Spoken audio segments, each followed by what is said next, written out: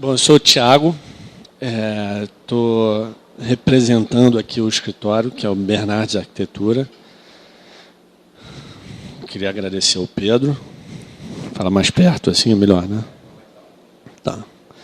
E, enfim, o escritório tem uma trajetória... Eu comecei a trabalhar com arquitetura muito cedo, por família, tinha avô arquiteto, pai arquiteto e tudo. Então, meu primeiro projeto deve ter sido com uns 17 anos de idade, 16, 17 anos de idade. E, enfim, trabalho há bastante tempo com arquitetura. Passei por várias sociedades até chegar no escritório que há 2 anos se chama Bernardes Puro, onde eu tenho uma equipe que alguns deles estão aqui, uma equipe de mais ou menos umas 50 a 60 pessoas. A gente tem escritório no Rio e São Paulo. E eu acho importante dizer que é um escritório que não é só meu, é um escritório que eu procuro ter a equipe envolvida em todos os projetos, quer dizer, desde criação até o desenvolvimento do projeto. É um projeto em várias mãos, né, geralmente. Aqui a gente preparou uma apresentação que a gente mistura um escritório. Nós somos um escritório muito caracterizado por fazer residência. Eu acho que a gente está num momento de transição. Eu acho muito pela minha cabeça aí vocês vão ver alguns projetos que têm a coisa privada, mas já o público começa a permear por ele em alguns projetos. E nessa apresentação a gente permeou isso, quer dizer, a gente vai mostrar uma casa, um projeto que tem essa mistura público e privado, uma casa, um projeto que tem essa mistura público e privado. E são projetos... A maioria desses foram projetos encomendados, né? Nenhum projeto, enfim. Isso é uma casa no interior de São Paulo, uma casa que deve ter mais ou menos uns 500 metros quadrados, e ela parte de uma forma muito pura, que é um quadrado de 25 por 25, com um claustro interno, onde tem a circulação, e é uma casa com 5 quartos, enfim. Acho que aqui mostra o corte que eu gosto muito, que é a estrutura. A casa está estruturada pelos beirais, e o claustro é esse pátio interno, onde acontecem as circulações de piscina e tudo. Tá? Esse é o pátio interno, é uma casa que tem esses painéis todos que se confundem, você não sabe exatamente onde são as portas, onde você entra, onde você sai, então é interessante. Por dentro e por fora acontece a mesma coisa. E, eventualmente, tem umas transparências para você ver o jardim. A mesma circulação que eu tenho por fora, eu tenho por dentro do claustro, acontece por fora, que é um beiral, né?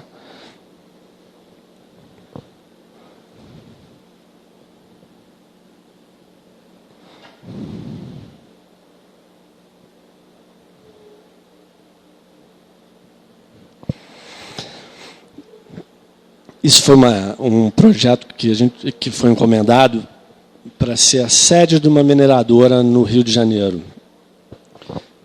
Então, a mineradora, na verdade, encomendou para a gente achar o terreno e fazer uma proposta de um projeto que não era para ser o prédio principal deles. Era um prédio que seria a sede internacional da empresa. Então, não precisava ser um prédio enorme e tudo.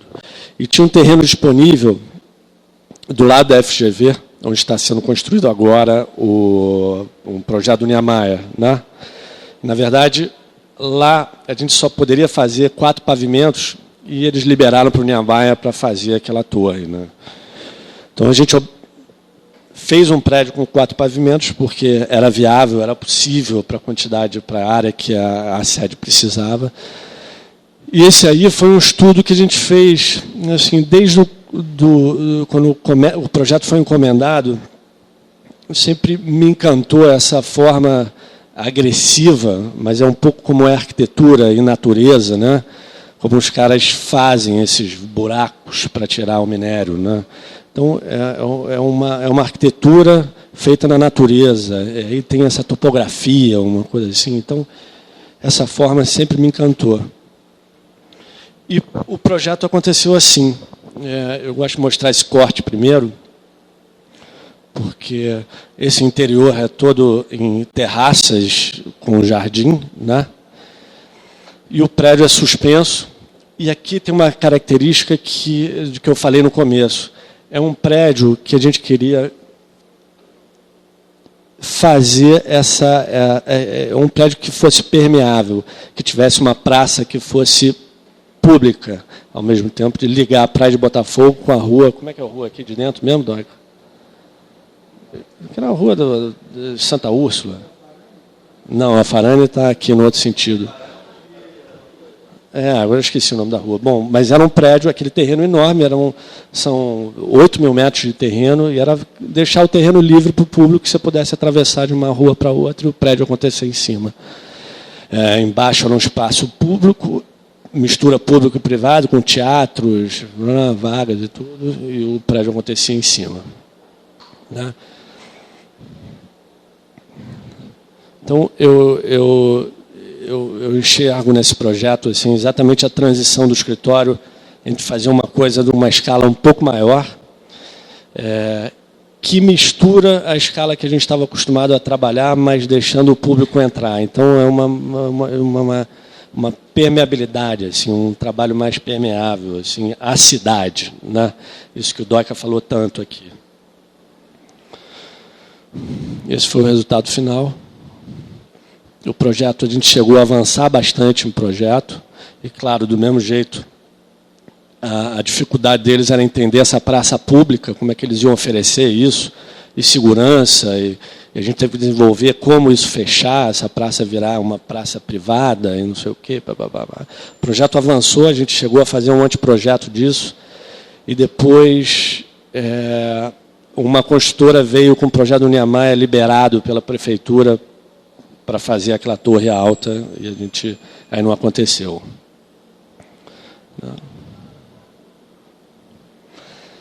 Então, é um prédio que eu acho que é um prédio diferente dos trabalhos que a gente estava acostumado a fazer, mas ele, ao mesmo tempo, eu acho que é uma síntesezinha do que eu gosto. Tem a história da natureza, tem a história da forma simples também, a forma pura, e uma coisa meio de surpresa no meio disso. Quer dizer, era quase como se isso era um cubo branco, translúcido. Só o último pavimento você tinha vista para fora, porque os outros pavimentos, na verdade, você não tem vista nenhuma para o mar, nem nada. E essa praça pública embaixo. Né? E é um pouco o que a mineradora faz, né? Transforma a matéria bruta, né, em tecnologia, o que for. Então, tem essa forma pura, quadrada, e o interno como se fosse uma topografia feita. Eu apertei aqui alguma coisa, Pedro.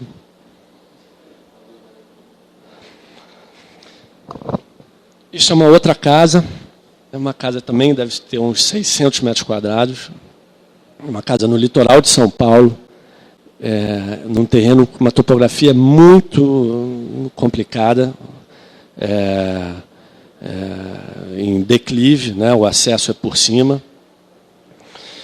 e que já existia uma área livre na mata com um projeto aprovado, que o cliente, quando nos procurou, ele tinha a ideia de ter uma casa com terreno livre para as crianças brincarem, um gramado. Ele me levou para ver o terreno, era uma pirambeira. Falei, bom, vai ser um pouco difícil fazer você ter acesso ao terreno. Até porque era numa floresta tropical aqui, né, no litoral de São Paulo, com terreno muito inclinado. O conceito do projeto era fazer como a árvore, né, tentar sair do solo para buscar a luz e deixar a floresta embaixo acontecer de novo. E esse projeto tem um conceito estrutural que é muito simples, mas ele parte no embasamento em concreto, pelas dificuldades da topografia e tudo, né? Um embasamento em concreto. Depois, os apoios seguintes são metálicos, a estrutura é toda metálica até o que eu chamo do térreo, que é o nível da rua. suspenso. E depois tem uma terceira estrutura, que é um pavilhão quase que efêmero. Assim. A ideia era fazer um pavilhão que... Claro que esse não pode ser removível, mas era uma maneira bem sutil assim, de apoiar em cima dessa base, que é um pavilhão todo em madeira, estrutura em madeira. Então, essa casa tem estrutura em concreto, metálica e madeira. Né? Esse é o terraço suspenso, esse é o nível da rua de chegada, né? Uma casa toda suspensa. Então, a gente criou esse terreno para ele, porque nesse nível de chegada só existe uma sala e cozinha. A casa, todos os enfim, quartos e áreas de lazer, está tudo embaixo, tudo é um embasamento dessa casa. Né? E esse pavilhão que eu falei, que era uma estrutura em madeira completamente diferente da de baixo. Então, a ideia era fazer uma estrutura que fosse desligada do resto. Né? E a gente não sabia o que ia acontecer nessa vista. A gente não tinha acesso a essa vista. No começo do processo, a gente criou um andaime para tentar ver o que a gente enxergaria. A gente não sabia que ia ter tanta vista para o mar assim. E isso aconteceu. Né?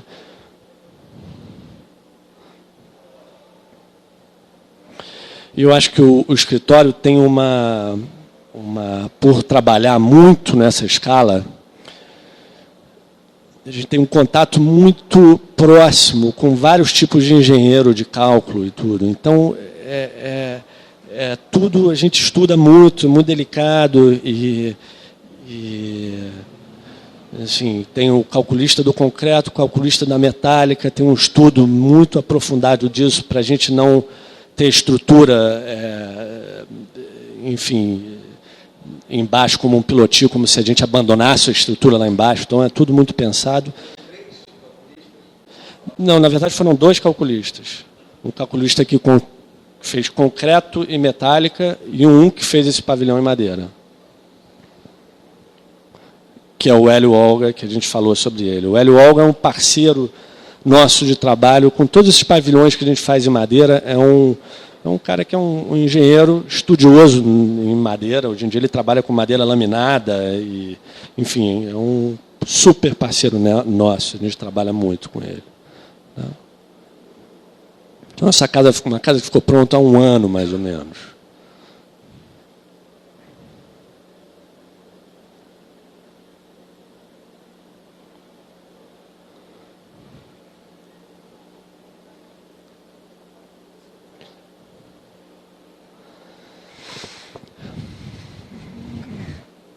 Esse foi um concurso que a gente participou.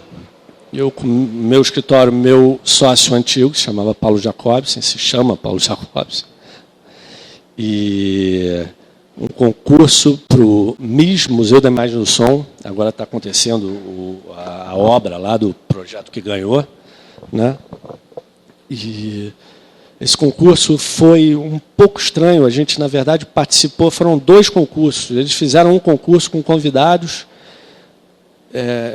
Enfim, ganhou uma pessoa, um escritório, e logo depois eles ligaram para todos e falaram assim, olha, nós vamos fazer outro concurso que não deu certo, blá, blá, blá, blá, e refizeram o concurso. Então, a gente teve a oportunidade de fazer 2 projetos.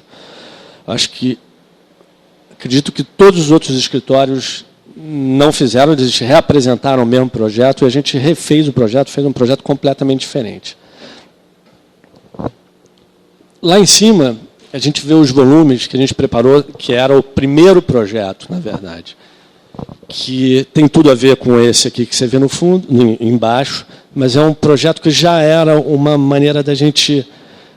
a gente compartimentou os usos, né? Dividiu o programa inteiro, porque o conceito era tentar fazer um prédio um pouco mais permeável do que todos os prédios que tem na orla.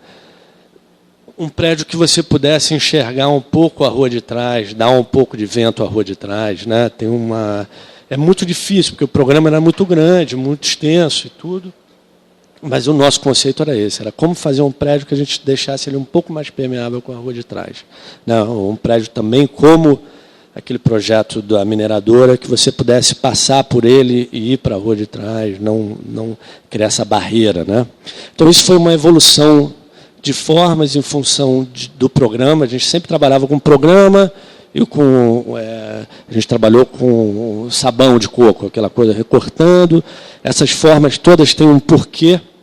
Na verdade, a forma está em função da vista, de taxa de ocupação, e o conceito era tentar criar um volume que não tivesse muitas linhas paralelas, porque a linha paralela dá essa sensação da rigidez, assim. Então, de alguma forma, era tirar esse paralelismo para fazer com que esses volumes flutuassem um pouco, né?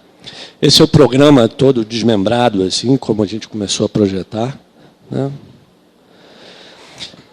E sempre que eu explico esse projeto, eu começo por esse corte, porque eu acho que é interessante, é um pouco como aquele projeto da mineradora.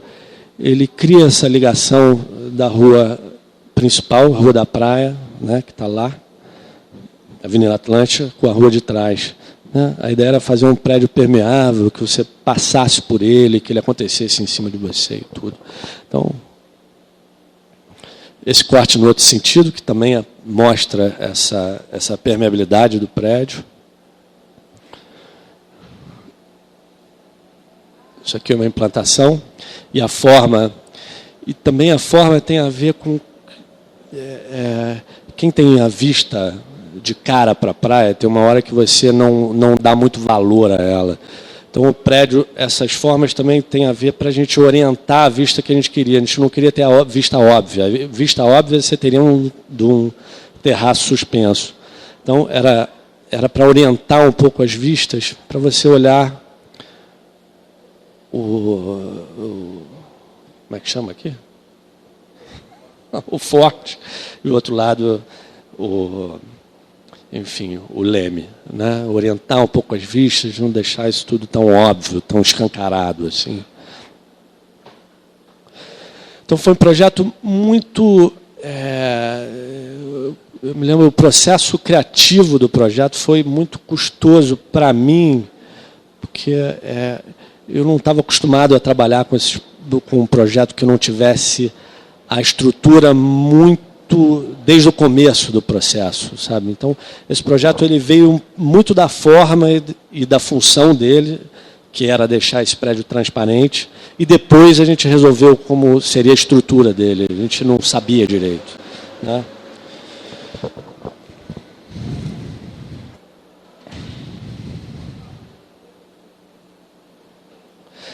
E é engraçado quando a gente participou de poucos concursos na vida do escritório. E a dificuldade, acho que o Doica passa por isso, sabe o que é isso, Pedro, também, de você... na verdade, o projeto não é estanque ali, né? Você tem que fazer um projeto que você sabe que ainda tem coisas a fazer, que ele pode melhorar. Enfim, é muito difícil estancar o projeto naquela fase, com um mês de projeto, e entregar, né? Então,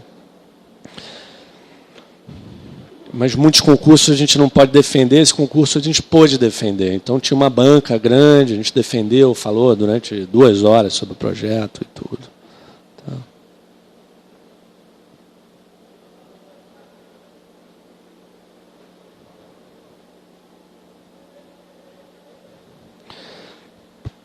E foi engraçado quando a gente mostraram muito esse projeto em jornal e tudo. E tem um amigo de infância que eu não via há muitos anos, que depois que ele viu esse projeto e viu qual projeto tinha ganho, ele me mandou um e-mail esculhambando o nosso projeto, falando que o projeto era a coisa mais horrorosa que ele já viu na vida dele, que era... pareciam uns blocos de pedra portuguesa voando, foi uma coisa horrorosa. E eu me lembro que eu liguei para ele para defender o projeto também, né? Essa relação que você tem que ter. E mostrar para ele qual era a diferença desse projeto com o projeto que tinha ganho, né? Foi uma situação engraçada. Isso é uma casa muito grande que a gente fez no Rio de Janeiro, também num terreno, é um sítio. Enfim, uma casa num terreno de 16 mil metros quadrados no Juá. que o nosso envolvimento residencial tem essa ligação com o cliente muito próxima. O cliente tem a mulher, tem o filho, tem não sei o quê. Então, essa é a nossa dificuldade, né? Como implantar a casa, o cliente tem uma ideia ideal de implantação, como é que a gente faz, como é que a gente usa um pouco, como muda. O cliente te procura porque ele viu alguma coisa que você fez e ele quer aquilo.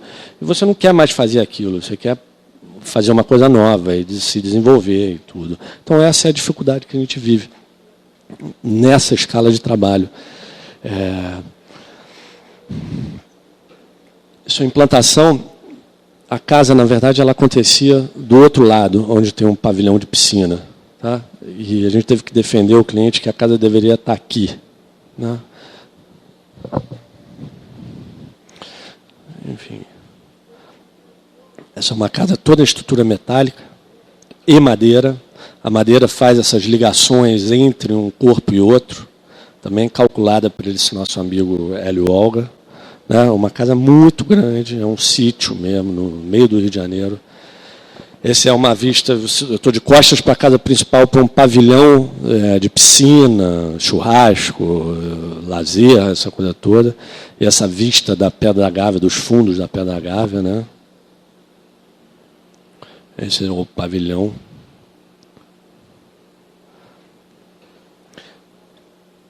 Isso é essa praça central de ligação de dois corpos, um corpo que é o principal, onde tem toda a área de, enfim, social e tudo, e ali um corpo de quartos, né? Essa praça central, assim.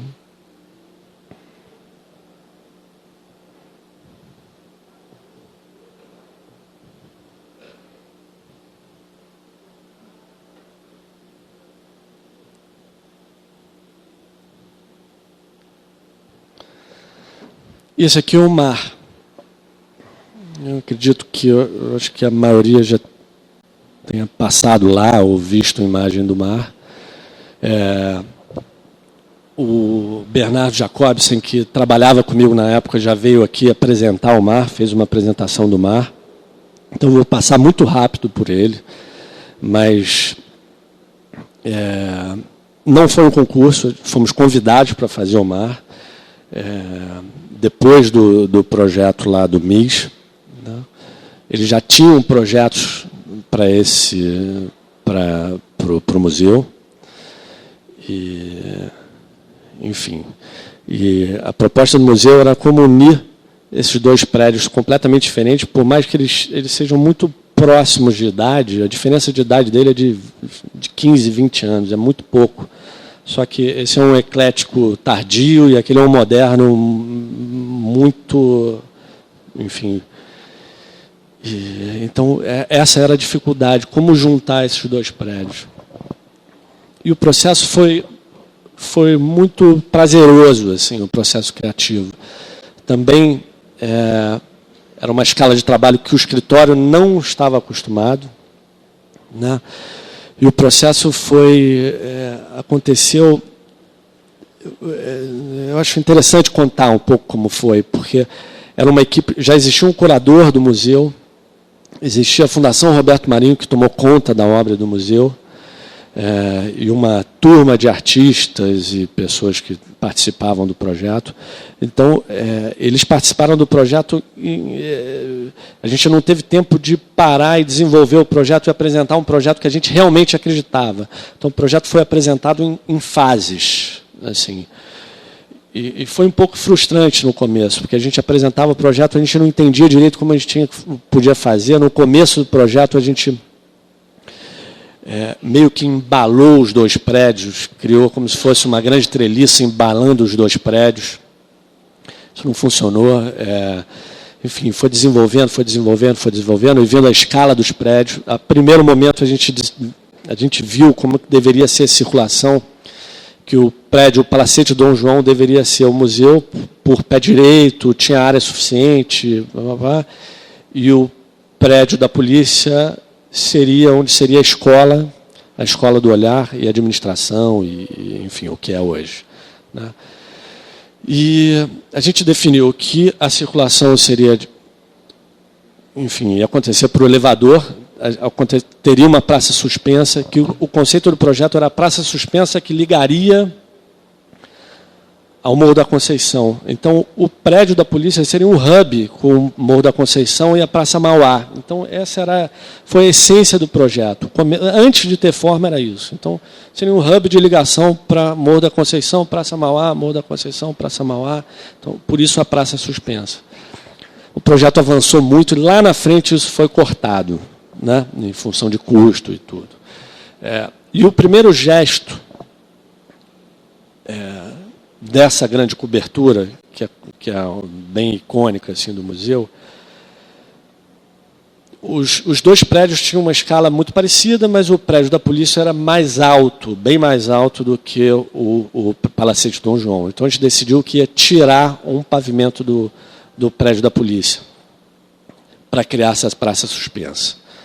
Essa praça suspensa, o primeiro gesto foi um traço... porque como o meu pensamento sempre foi estrutural, eu sempre gostei de saber como eu estruturaria, eu sempre projetei pensando em estrutura. Então, o primeiro gesto era uma cobertura espacial que ligaria os dois prédios. Esse foi o primeiro desenho de todos, que ele avançou, né? O primeiro traço foi esse, uma cobertura plana, espacial, que ligaria os dois prédios, mais ou menos como essa. A gente analisou, chegou a desenvolver, fez perspectiva, não sei o quê, e, na verdade, esse plano ficou muito mais ligado ao prédio da polícia do que um terceiro elemento, que seria a ligação dos dois. Ele foi como se fosse o prédio da polícia esticado para o Palacete Dom João, então não funcionou. E foi quando a turma de criação do escritório apareceu com um projeto do Toroito, que é um crematório, né, que tem essa forma de concreto curva. A gente pegou esse plástico que a gente usa para fazer maquete, o ACM, e queimou o ACM com isqueiro. O ACM deformou inteiro. E a gente botou em cima da maquete, aquela maquete.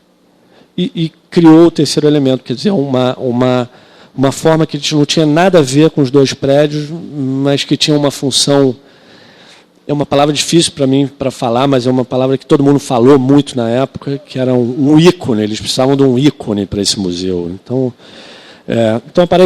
ali apareceu essa forma. E a dificuldade é porque a gente não sabia como estruturar isso. Como é que a gente vai estruturar isso num prédio antigo e tudo? A gente não sabia se isso seria metálico, se seria concreto, papapá. Então, esse foi o longo processo do mar.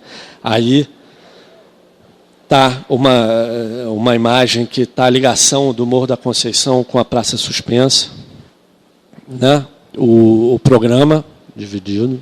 Esse programa ele está desde o começo do projeto, é exatamente esse, a divisão do programa, a organização. Essa foi uma das, enfim, uma imagem que foi bem em frente. Esse é o projeto que você vê que a gente sofre muito com essas mudanças, né, Doica, do projeto, quando vai acontecendo, em função de custo, de legislação, de tudo. Mas aqui você vê que teve uma mudança que eu me lembro que foi muito sofrida na época, mas que a cobertura tinha sido criada a partir daqui. E por custo, a gente teve que cortar a cobertura. Foi verdade, a gente tinha que diminuir a cobertura. E, de alguma forma, ela cumpriu o papel que eu tinha pensado desde o começo. Ela soltou mais ainda do prédio da escola, né? Então, ela soltou mais, a gente teve que recuar, e funcionou. Então, assim aconteceu isso. Eu acho que é isso. A grande dificuldade desse projeto foi que eu não tinha a estrutura na cabeça. E quando a gente envolveu um parceiro nosso, que é um engenheiro português, a gente mostrou o projeto para ele, na hora, falou assim, não, a gente vai fazer isso em concreto, é mole. Eu falei, porra, mole? Como é que faz isso? Então, o 3D, o Bernardo mostrou isso, o 3D da topografia dessa cobertura era muito interessante, que era uma topografia em função de estrutura. Então, todas as formas têm função aí também, quer dizer, quando a onda cai, ela é um dreno, né? Esses pilares são drenos, né? Onde a onda sobe é quando eu preciso vencer um vão maior entre um pilar e outro. Então, assim foi.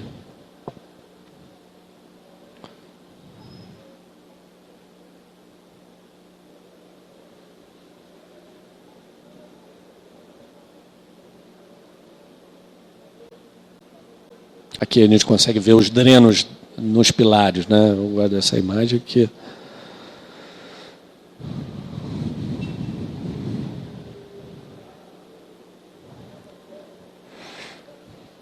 Agora eu vou mostrar uma outra casa, também no interior de São Paulo. Uma casa também desenvolvida com projeto de estrutura, fundação e concreto, e depois um outro projeto de madeira com também Hélio Olga. É uma casa que deve ter uns 600 metros quadrados. Tá? Tem uma implantação em função de vista e orientação solar. É um terreno que era complicado, ele tinha um cul-de-sac no meio dele, né? E aí são esses elementos que a gente tem, esses clientes que dão essa liberdade para a gente de desenvolver um pouco esses materiais, como fazer, e esse brise, na verdade, que deu uma estética à casa muito forte. Ele foi em função do que a vista que a gente queria era a vista do pôr do sol, então esses brises protegeriam o pôr do sol quando a gente não queria. Tá? É uma casa grande, mas é uma casa que tem uma estrutura muito simples. Essa casa, a estrutura dela, tudo foi montada em um mês. Depois tem um processo todo de acabamento que demora um pouco. Né? Isso é a vista dos quartos. Então, esse brise também protegia um pouco a vista dos quartos e orientava ela. E os quartos são um pavilhãozinho todo em concreto e essa estrutura em madeira que abraça esse pavilhão, que é onde tem sala, cozinha e lugar de estar. E essa casa acontece, tem um subsolo embaixo, onde acontece tudo o serviço. Então,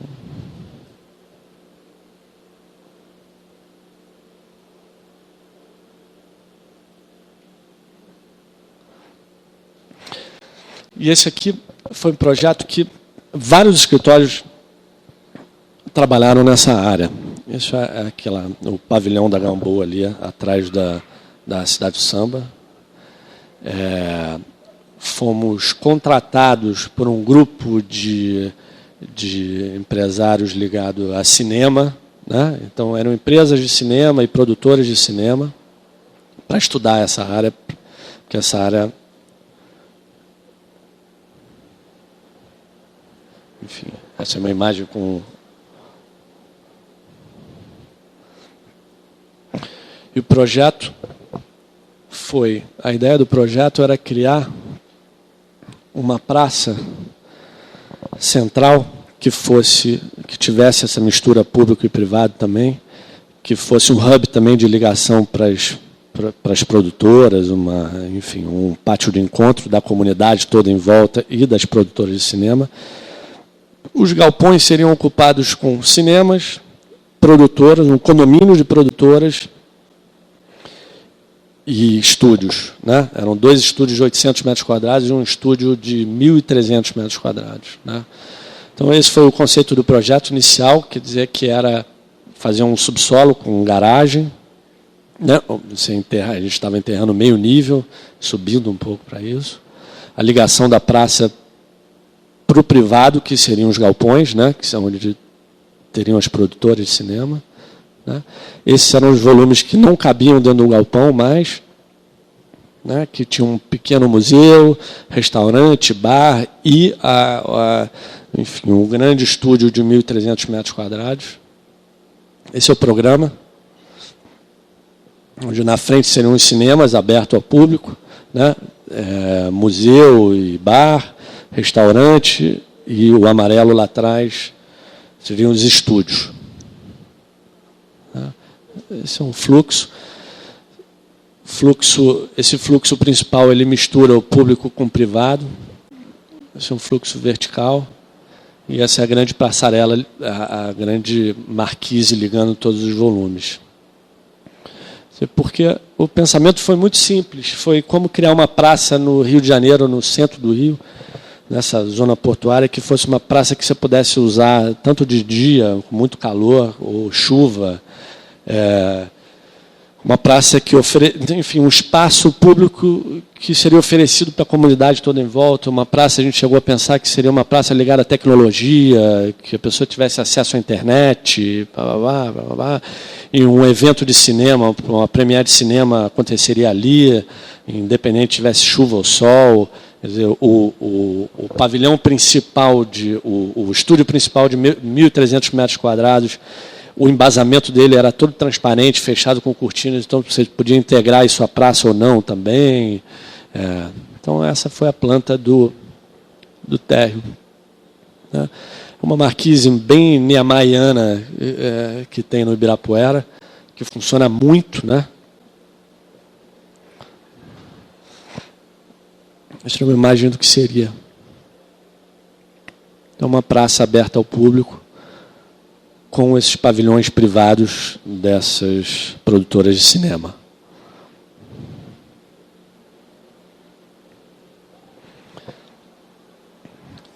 Esse espelho d'água que daria esse filtro da área pública com a parte privada, né?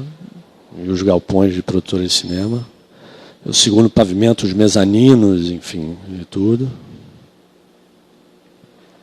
Essa é uma imagem de uma ocupação de dentro dos galpões.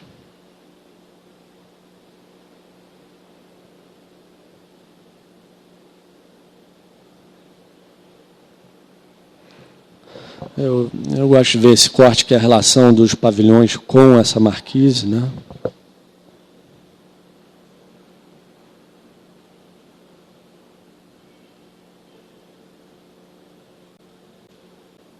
Eu também não sabia se eu podia mostrar esse projeto, mas mostrei.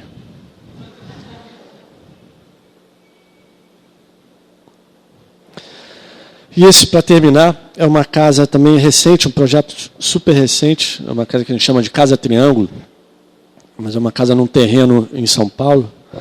E esse triângulo é em função de orientação solar também, o terreno é esse.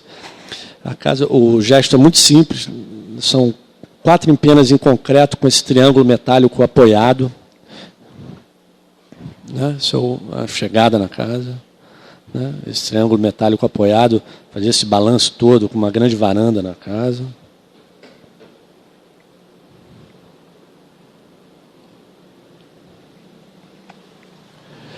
E eu acho que essa casa mostra um pouco o que esses projetos que a gente fez, o MAR e o MIS, esses projetos nessa outra escala, deu a gente um pouco de liberdade e confiança nos clientes, de a gente poder fazer uma arquitetura um pouquinho diferente. Então, uma casa triângulo é uma casa que é difícil de vender, né?